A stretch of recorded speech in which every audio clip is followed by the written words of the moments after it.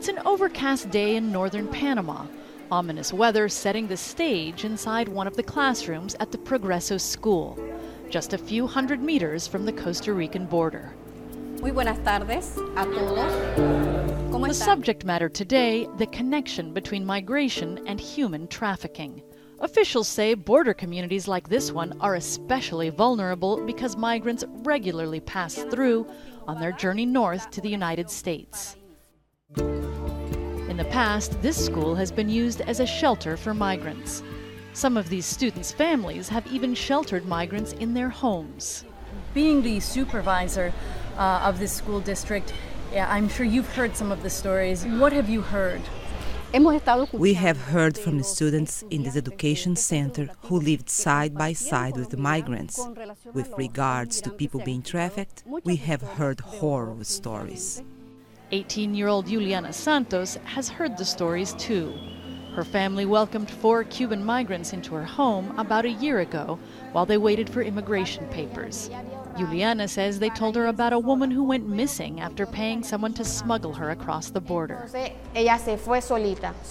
She left alone, even though they told her to wait, so she could get to the United States faster. When my friends got to the United States, they went to the place where their friend said she would be staying, and she had never arrived. Officials with the International Organization for Migration, or IOM, say that story is typical. Traffickers prey on the vulnerabilities of migrants, offering passage across the border.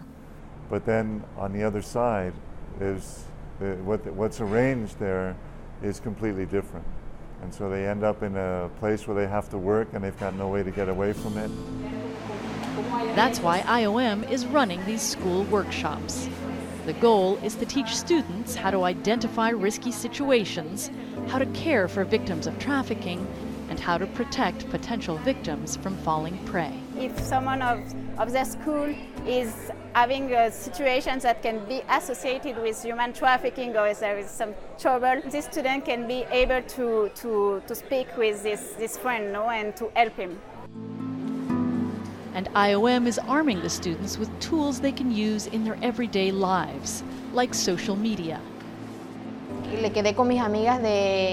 My friends and I agreed to begin using hashtags about human trafficking so it will reach more people and our friends on social media.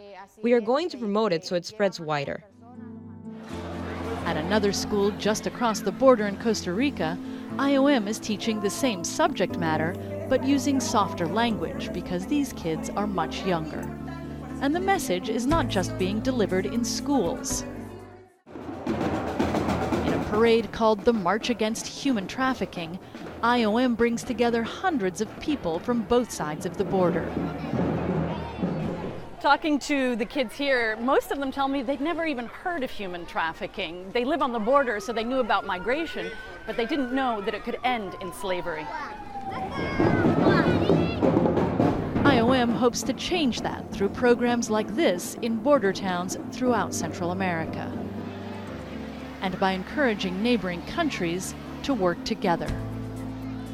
Shasta Darlington, CNN, on the Costa Rican-Panamanian border.